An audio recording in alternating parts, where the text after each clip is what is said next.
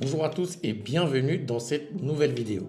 On parle beaucoup du Congo dans l'actualité, ressources, tensions géopolitiques, minerais stratégiques, mais très peu de personnes savent réellement ce qui se cache derrière. C'est-à-dire des matières premières qui sont au cœur de l'industrie mondiale, indispensables à nos smartphones, nos avions, nos voitures électriques. Dans cette vidéo, détrompe-toi, on ne va pas parler de politique. On va parler de matières premières, de transformation, on va parler d'industrie.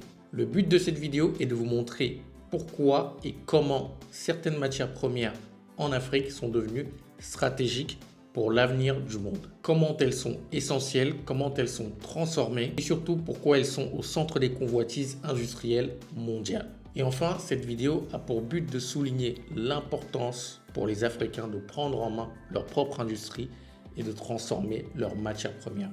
Donc si c'est un sujet qui te parle, reste jusqu'à la fin de la vidéo, tu y apprendras pas mal de choses. Bienvenue sur la chaîne Monsieur Industrie, la chaîne qui t'aide à comprendre de manière très simple les process, les machines et les industries qui construiront l'Afrique de demain. Donc si ce sont des sujets qui t'intéressent, si toi aussi tu as envie de mettre ta pierre à l'édifice pour faire grandir l'Afrique, pour industrialiser l'Afrique, abonne-toi et surtout si cette vidéo t'a parlé, n'hésite pas à la partager à d'autres personnes. Avant d'aller plus loin sur le sujet du Congo, il faudrait d'abord poser le cadre. Un cadre plutôt factuel. Il faut savoir que le Congo possède l'une des plus grandes concentrations de minerais stratégiques au monde. Et dans cette vidéo, on va se concentrer sur 3 minerais, notamment le cobalt, le coltan et le cuivre. Commençons par le cobalt. Le Congo représente 70% de la production mondiale de cobalt. Et le cobalt est essentiel pour les batteries des véhicules électriques de demain, pour les téléphones, on en retrouve dans nos ordinateurs, on en retrouve dans nos télés, on en retrouve dans tous les éléments essentiels électroniques de notre vie et de la vie de demain. Donc c'est un minerai hautement stratégique. Ensuite, en deuxième lieu, on va parler du coltan. Le coltan, lui, le Congo représente 50 à 60% de la production mondiale. Pareil, on en retrouve dans les condensateurs électriques et partout, dans tous nos produits électroniques, on retrouve du coltan. Et le troisième, enfin, c'est le cuivre. Donc, le cuivre, le Congo fait partie du top 5 mondial des producteurs. Et le cuivre, si vous suivez un peu l'actualité, si vous êtes en Europe, si vous êtes en France, vous savez qu'il y a beaucoup de vols de cuivre. Il y a des usines qui se font dépouiller de leur cuivre parce que c'est un matériau qui se revend très bien, qui est hautement stratégique. À cela, on peut ajouter l'or, le zinc, le lithium, le manganèse et beaucoup d'autres matières premières. Mais aujourd'hui, on va se concentrer sur uniquement ces 3 matières premières. Donc vous voyez que déjà, lorsque vous entendez tout ce dont regorge le Congo, vous comprenez son intérêt stratégique pour le monde et surtout pour le monde de demain. Parce que sans toutes ces matières premières, la transition écologique dont on parle aujourd'hui va être très difficile à atteindre. Maintenant qu'on a posé les bases, on peut se poser la question de savoir pourquoi les pays africains, pourquoi le Congo et les pays alentours qui ont ce type de matières premières-là ne sont pas capables de les transformer sur place et surtout pourquoi elles sont à la merci des pays occidentaux. Il faut savoir que la transformation de ces matières premières-là demande un processus très lourd avec des industries très lourdes et très coûteuses.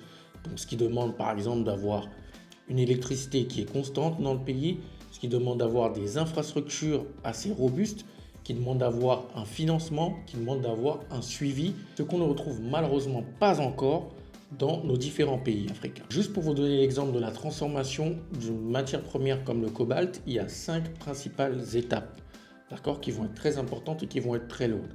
La première étape, ça va être le concassage et le broyage. Donc ça, ce sont des concasseurs et des broyeurs industriels. Ensuite, vous allez avoir la séparation. La troisième étape, vous allez avoir tout ce qui est processus chimique. Donc ça, dans des grands réacteurs et des grandes cuves industrielles. Ensuite, vous allez avoir la partie purification, extraction chimique et filtration.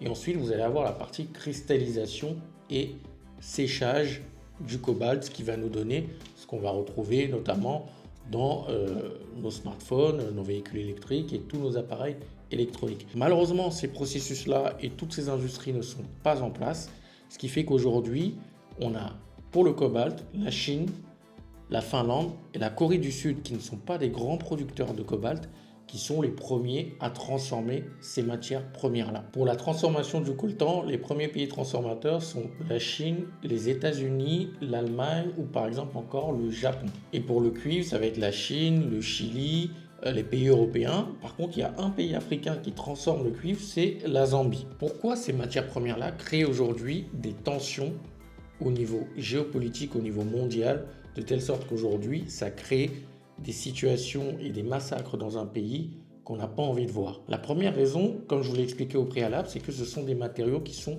vraiment indispensables. Ce sont des matériaux qui sont difficiles à remplacer. Ce sont des matériaux qui sont concentrés dans une zone géographique. Donc au Congo, par exemple, 70% au niveau du cobalt, c'est énorme. Ça veut dire que la majorité du cobalt mondial est concentré uniquement dans cette zone géographique-là. Et ensuite, comme on l'a dit tout à l'heure, c'est nécessaire à la transition écologique. Il faut savoir que la demande mondiale de cobalt, par exemple, augmente de 15% par an, juste pour la transition écologique. La demande de coltan, elle, évolue de 12% par an et la demande de cuivre devrait doubler d'ici 2035.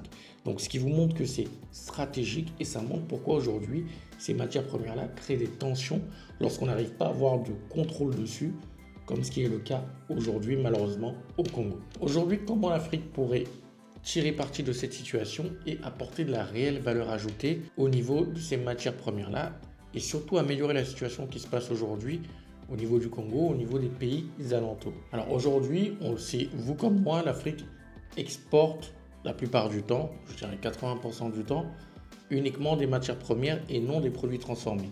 Sauf que la valeur d'une matière première se trouve dans la transformation. Entre 5 à 20 fois plus de valeur ajoutée lorsqu'on exporte une matière première transformée, ce qui n'est pas le cas lorsqu'on exporte une matière première pure. Des opérations comme le raffinage, la poudre, le sulfate de cobalt ou encore tout ce qui est câbles et composants, si on arrivait à exporter ces matériaux-là, la valeur ajoutée serait énorme et on arriverait à mieux contrôler nos matières premières et à mieux contrôler la supply chain et la demande au niveau de ces matériaux-là. Donc aujourd'hui, la vraie valeur ajoutée à apporter, c'est l'industrialisation. Toute cette vidéo a pour but de montrer qu'aujourd'hui en Afrique, si on passait à l'industrialisation, l'industrialisation est la porte vers notre salut. Tant qu'il n'y aura pas d'industrialisation, on sera toujours dépendant des autres pays, toujours dépendant de ce qui se passe dans nos pays, des exploitations, des guerres, de la géopolitique, de tout ce qui se passe au niveau géopolitique. Si on n'arrive pas à contrôler et à transformer toutes nos matières premières, l'Afrique n'avancera jamais.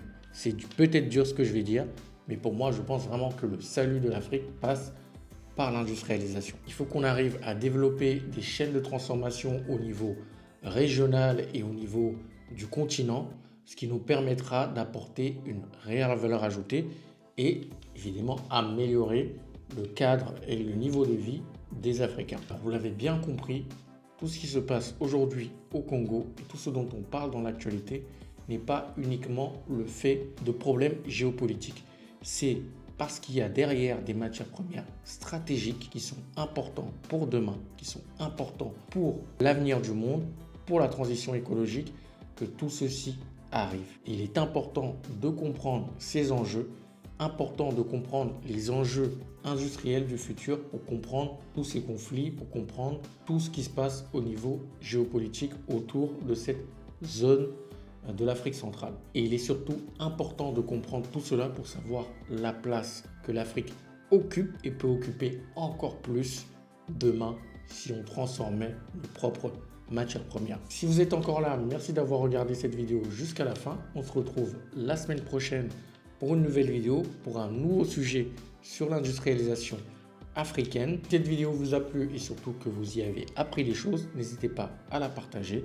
Si vous avez des commentaires, des suggestions à me faire part, les commentaires sont là pour ça. Et ne l'oubliez pas, la valeur est dans la transformation. Et c'est dans la transformation de nos matières premières que viendra le salut du continent africain. À très bientôt. Ciao.